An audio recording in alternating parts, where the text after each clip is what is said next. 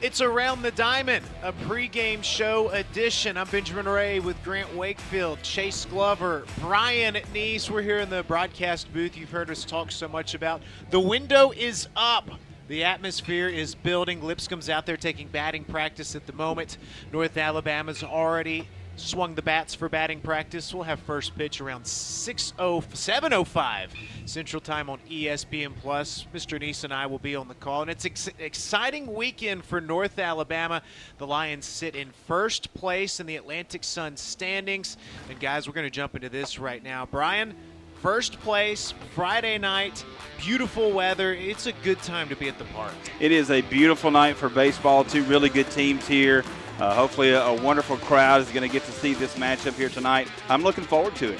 Chase, North Alabama, kind of unfamiliar territory. First place in the A-Sun standings. It's been a great run to this point. Yeah, it's been a lot of fun to watch this team because you always see the resiliency in them and the bounce-back ability no matter what happens. Like the Bellarmine game where they lost that first night on the Friday night series is a 16-6, and they bounce back and win the next game. It just seems like every time they drop one, they can pick back up, and that's what's gotten them this first-place record. And, Grant, let's take a look at the series results that they've had so far in Atlantic Sun play, in weekend play. Two series that they've dropped, but two big sweeps that have really changed the course of this season. Yeah, absolutely. You start out with that 2-1 loss to Lipscomb in that first weekend, but a big bounce back. That was an exciting weekend. You had a walk-off. You had a game-time homer from Will Millard in that EKU series as well. And then you pick up a big series win against Central Arkansas on Easter weekend, but none bigger than the one last weekend, an Austin Peay team that has been very good in the Atlantic Sun. And to go and take 3-1 via a run rule, that was a big deal for Jab Pagniak's squad as well. So you see what North Alabama has done there. Road losses to Lipscomb and Bellarmine. Home wins against everybody else. Then you go on the road, you still won against Austin Peay. And, Brian, that's essentially what you want to do, defend home field and then go steal some on the road. That's it. Defend home field. You're more comfortable at home. You play with more ease at home. So North Alabama's in that situation here tonight, like you said. Defend home field. Try to get this first win of the series and build that confidence. So now let's take a look at what's remaining for North Alabama. And, Chase, we've seen everybody once. Now we got to gear up to do it again. Yeah, you're in the back half of conference play. Lipscomb's come out this weekend. You've already seen them once. You know how good their pitching is. You know how good their defense is. You know you got to get your bats going. And it seems like at this moment, definitely after the Austin Peay weekend, those bats are rolling for North Alabama. It's a beautiful Friday evening. The American flag there was kind of the finishing touch. But, guys, I don't know if you noticed, Bank Independence Stadium, the lettering is up out there. This complex is really coming to life, Brian. I love it. It's beautiful. I was driving by it just a little bit ago, and I noticed the letters. Yes, I did, and I thought, wow, that's something new from the last time that I had been here. But it is such a gorgeous park, brand new, and the paint is still fresh, and, man, it still looks really good. Well, we're off and running here. We're going to talk about this North Alabama offense when we come back. But first, we want to catch our breath and get set for this next topic of conversation. North Alabama and Lipscomb, first pitch at 7:05. We got you covered here on this pregame show. We'll catch our breath, and we'll be right back.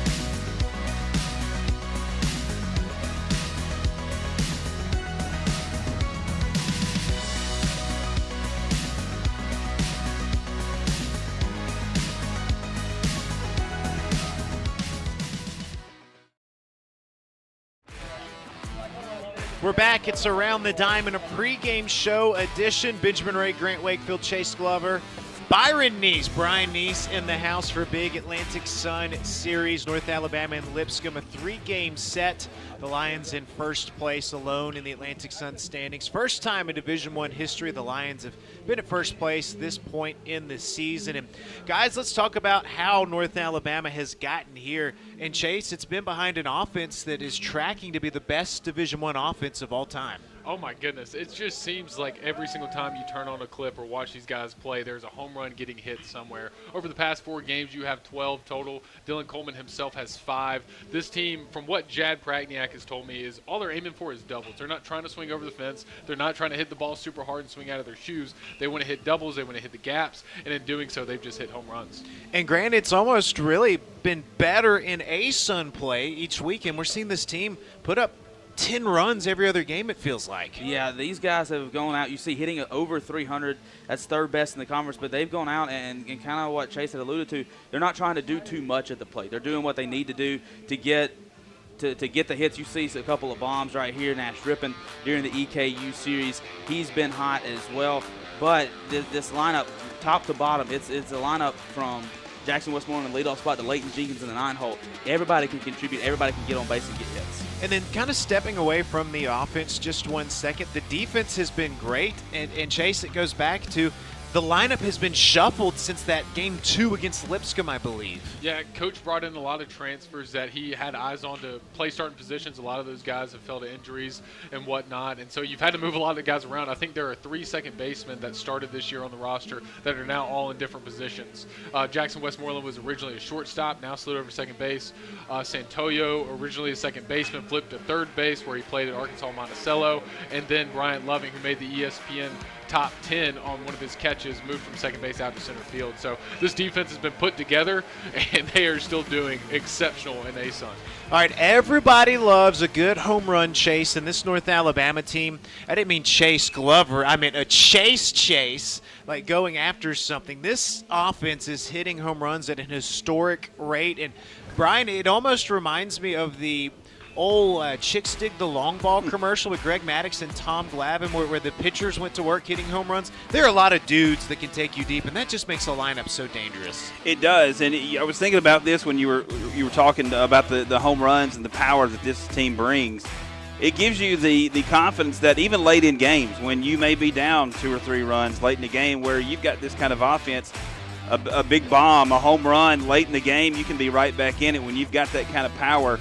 Late innings don't really scare you as much when you've got those kind of bats. And it doesn't scare you as much when you've got Dylan Coleman in the lineup. And, guys, he's on the verge of history. You see his all-time home run ranks right there. And first of all, he's coming in from Delta State. Brian knows about the old Delta State rivalry. I think Chase was a student maybe during some of the Delta State days. Mike Lane's in the house, and I haven't had a chance to ask him, like, hey, what do you think of a Delta State statesman here? But we love that Dylan Coleman is a Lion, and he's putting up electric power numbers. And, Chase, one thing about these home runs, they're clutch. It feels like they almost get us going each week. Yeah, it seems like last week when I watched the UT Martin game, you saw John Allen Stogner in that first inning. Dylan Coleman hits one at the top of the inning. John Allen Stogner was trying to work through his pitches, find his zone and everything, and then a couple innings later, Dylan Coleman comes back and hits another 2-run bomb in the same game, and then you see Stogner start to get rolling, really. So I think Dylan Coleman, not only does he get his fellow bats going, he allows Nash Rippon to get into a fluid motion, and then also he allows his pitchers and his defense just to really settle into games. Austin Peay Game 3, the first pitch he saw, he hit for a home run. Against UT Martin, it was the third pitch he saw, I believe. And, Grant, let's not forget what he did in Game 1 against Austin Peay with his 4th inning home run. Yeah, that really was a turnaround in Game 1 in that series. Lions were getting no hit. It was a perfect game against them. The Austin Peay starter came out, was really brilliant through 3 innings. But Dylan Coleman hit the homer, got North Alabama on the board, got North Alabama in the hit column, and that really took the momentum completely out of Austin Peay's hands and put it all with North Alabama in that ballgame. A guy you and I got to watch a lot, and we miss. He's at Mississippi State now. Garrick Fry holds the Division I home run record with 15. So as Coleman comes to the plate tonight, everybody needs to know he's got a chance at history. Yeah, he does, and he's really made an impact, like you were saying, in 1 year here at North Alabama. He's really made that impact and really going to go down as one of the best hitters in North Alabama history. When Garrick Fry was here, Chase, 10-plus home runs. Mm-hmm. It's a rare feat for North Alabama to have 2 players with 10-plus home runs. We've got that this year with Nash Rippon and Dylan Coleman. Yeah, Dylan Coleman with 14, Nash Rippon with 10. And Ben, you're alluding to the stat we found earlier this week. You got to go back all the way to 2000 with the great Josh Willingham, who had 13, and then also his partner in crime, Corey Merckx, who had 10. So it's been 26 seasons since we've seen this from two lines at the same time. So we've got 2 lines with 10-plus, but we showed you the overall home run numbers. And team-wise, they've got a shot at the Division I and even the all-time record for team home runs. So this lineup has a lot of pop, and you see the numbers right there. 2024, close, 57 home runs. That was with Garrick Fry kind of anchoring it. 50 right now, and it almost feels like anybody wants to take this one. Anytime somebody steps up to play, you're kind of on edge waiting for it. It's a big night when you can have a lineup like this. We talked about it earlier, what kind of pop this team brings and what it can do for you late in innings. Maybe a night when the pitchers are struggling. When it's a night where they're having an off night and they're not getting it done on the mound, and that happens from time to time, you've got this kind of pop. It can lift your team up. And Chase, what I absolutely love as well is Wes Walker probably being overshadowed by those guys. You're seeing some more pop out of Justin Santoyo, Bryant Loving, even Leighton Jenkins occasionally. 1 through 9 guys are getting in on the action. Yeah, everybody can hit the ball, and that's what's so cool is, like, I remember last season you watched Nash Rippon's numbers from the box, Leighton Jenkins' numbers from the box. While we still had pop, there weren't always the clean, full count looks like watching the ball as much as they do this season. So I got to give props to associate head coach Nick Patton, as well as he's done with a lot of these hitters, and J.D. Davis as well. But those guys from 1 through 9 are able to watch the balls more and then find their pitches. That's what Coach Brackniak has said over the last few weeks, is that they've really gotten deep into counts and still hit well. I believe the Dylan Coleman home runs over this past weekend, a lot of those were in 0-2 counts or 2-2 counts, and he had to really wait on his pitch. And Grant, we've talked about a lot of big names on this UNA lineup, but we haven't talked about Petey Kraska, and that shows you just how deep this lineup is. Yeah, and last year Petey was the source of power. We saw him hit home runs all over the place. He hit one, I remember, out to the bullpen out there in right field, one of the few games we got to play here last season. But when you have that guy coming back, but also the amount of power you have now, that's a recipe for success, and that's what's got North Alabama to this point so far. I'll tell you what, I'm glad you're in the booth with us right now here on this pregame edition of Around the Diamond, because you're getting to see the view that we have teased so much. Lipscomb has wrapped up their batting practice. North Alabama's coming to take infield. We get distracted sometimes looking at the American flag, Bank Independent Stadium, back towards campus. It is truly a beautiful view, the best press box view I've been in. Brian, you and I are, I don't want to say press box snobs, but we're press box snobs. We like Please call it what it is. We like a good press box. We've got some rankings around out there, but you can't beat what we have here. No, this is great. The moment I first walked in here, back in the first game or whatever it was beautiful. The outside of it looks great. Inside of it's great. You got a great vantage point from here. So A+ in my book, and like I would say, yeah, we're probably press box snobs. I'll go with that. We know what we like. Yeah, that's right. That's right. Hey, they just got a shot of the berm. The couches are already out there, and that's been one of the best things about this park. And the students just took ownership of that. Yeah, I think the berm has just been just become a student couch-esque. I think almost every game now we're watching at least 2 or 3 trucks pull up with trailers and just 4 or 5 guys unloading couches the whole first inning that they're getting ready. I hope it's going to be a big crowd tonight. You still have time to make it out for first pitch, 7 p.m. Sun's going down, the hottest day of the year today, I believe. It's going to be a great night for baseball. Nothing like baseball underneath the lights. Well, we got a big one coming up, a 7:05 first pitch, and we've got a tough one against Lipscomb. Let's talk about the Bisons when we come back. North Alabama, the Lions, and the Lipscomb Bisons getting set for first pitch. When we return, we'll preview Lipscomb here on Around the Diamond in this pregame show edition.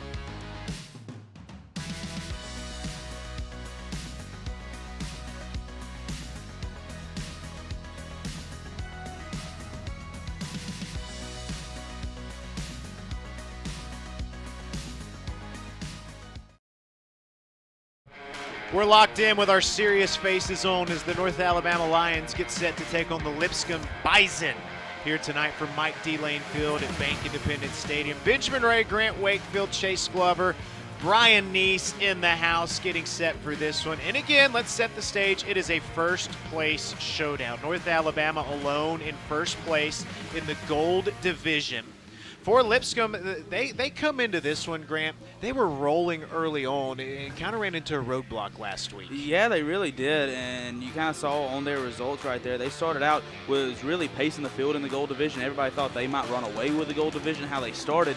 But it's a reminder, ASUN plays a 10-week span, and it's a long season. And they came up with a very, very tough weekend last weekend, and they're going to try to get back to their winning ways here tonight. And Chase, for this Lipscomb team, they've beat some of the best teams in the ASUN, but also as we look at those standings, it is still very tight. So just because North Alabama's in first place doesn't mean anything with Lipscomb coming to town. Yeah, I feel like when I talk to people every week when it comes to baseball, I'm always starting off the week by saying, man, it's another big weekend. Because the ASUN standings definitely in the Gold Division are always so close. Earlier on in the year, we were thinking maybe Bellarmine wouldn't be as good since they weren't last year. They're in second place right now playing Austin Peay.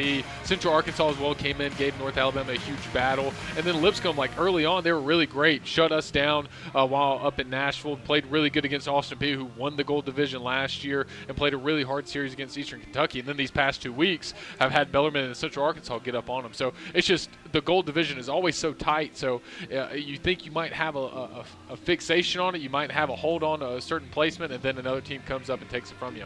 So, Brian, from Lipscomb's perspective, they're sitting there thinking, hey, we've done it once again against North Alabama. We can do it again. Then for North Alabama, the mindset's got to be, hey, they got us up at their place 2 out of 3. We got to defend our home turf. Yeah, we talked about it earlier. You've got to defend home turf, and if you're Lipscomb here tonight, you know that you can have success against this team. Baseball's a grind. And it's such a long season, and Grant kind of alluded to it of how long this season is. But there's no doubt that there will be a little fire in the belly tonight of Lipscomb trying to come in here and ruin a little party here by North Alabama. But as you said, man, these two teams really, really good from top to bottom. A first-place matchup that probably we would think is going to live up to expectations here tonight. 2.5 hours from Nashville to Florence. Jeff Forehand was chatting with Mike Lane pregame. And Chase, it feels like every time these two get together, it's fun.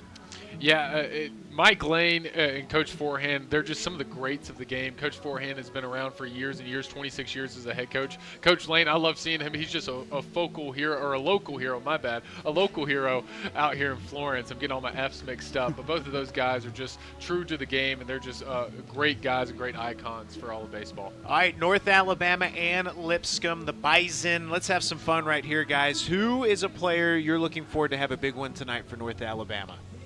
For me, I'm looking for Petey Kraska. I mean, the guy's got so much power. I love his game. He does not get cheated on a swing. Every time he's up at the plate, you've got to look for it. Chase? Yeah, I think for me it's going to be Justice Augusto. I kind of actually talked to him a little bit early on. This is his 3rd Friday night start. He's been coming out of the pen a lot this season. Now Jad Pragnac is leaning on him to take the Friday. It's been that 1-2 punch of him and Gavin Oswald, but he was talking to me a little bit earlier today saying, hey, I really want to go more than 5 innings. I want to give my team a quality start and really just go out there and perform the best I can. If he can get off to a good start, he'll set a tone for a weekend. And I was going to jump into Augusto next. Since he stepped into that Friday night role, what a great story. First year at North Alabama, he's the first weekend starter under Jad Pragnac, the Friday night guy. And his career kind of takes a side turn. And for him to come back this season, I mean, it's one of the great stories you'll see. Yeah, I think it's the word I already used once. It's resiliency. I think it's the coaching staff not giving up and him not giving up. Because while you might go through some bumps and turns, I think Coach Mervis from last year to Jacob James this year, the pitching coaches have just done a wonderful job of still working through him. Had the most appearances out of the pen, tied with Oswald for a while, and now a Friday night starter once again, just giving you quality play. And you can't ask much more than just from the redshirt senior. Can't wait to see him out there with his pink glove and pink shoes that he wears in honor of his mother and grandmother, who are both battling breast cancer right now. Grant, who you got tonight? Well, I'll first off go back to talk one thing on Augusto. I was talking with UNA strength and conditioning coach Casey Carpenter, and he was saying how much progress since Casey's got here that Justice has made in the weight room, and that's really getting the show on the field as well. But my player tonight is the catcher, Will Millard. He's had a couple of great games here at home, including those big moments in that EKU series. He was great against Central Arkansas last time here at home as well. So it'll be great to see. He's hitting .327 on the year. That leads North Alabama. So it should be fun to see the catcher for the Lions get going as well. Will Millard, 5 of his 7 home runs have tied or given North Alabama a lead. He has been very clutch. All right, for me, you mentioned Casey, strength coach. I got with him this week. He gave me some good numbers. We talked a lot about Dylan Coleman. I'm riding with Nash Rippin, and here's why. Our guy, Nash Rippin, this team has a lot of strong dudes. He's repping 335 on bench press, 3 plates plus some. Yeah. Big Daddy, he's got 10 home runs. He went through a stretch just a few games ago where he went 10 games without a home run. That was his longest stretch of the season. He now has 2 in the last 3 games played. And when you look at his home run totals, he hit his first home run 4 games into the season. Second followed the next game. His other droughts have gone 2 games, 1 game, 3 games, 2 games, 1 game, 3 games. The dude has had some pop this year. I'm taking – is he what was his nickname in the home run? Crash and Nash, G Nash. So I'm sorry, He's G Nash. It's Nash. He's G Nash. Yeah. So I'm riding with Nash Rippin tonight. It's going to be a fun one. Hey, thank you all for tuning in. We've had a great time doing this. Shout out to Brandy G, Braden Rogers for getting us up and running. Ty and Eli in the truck, they've been doing a great job as well with this. Brian and I will be on the call. Given Hammonds is here, North Alabama center fielder for softball. She's going to be helping us tonight on ESPN Plus. We'll be live at 7:05 with Grant here directing. Chase will be your official statistician, so any complaints you have, be sure and send him those emails. Guys, thanks very much, and let's have some fun tonight. Been fun. Roar Lions. Roar Lions, we'll talk to you soon on ESPN Plus. Thanks for tuning into this special edition of Around the Diamond on this pregame show. I'm Benjamin Wright saying Roar Lions.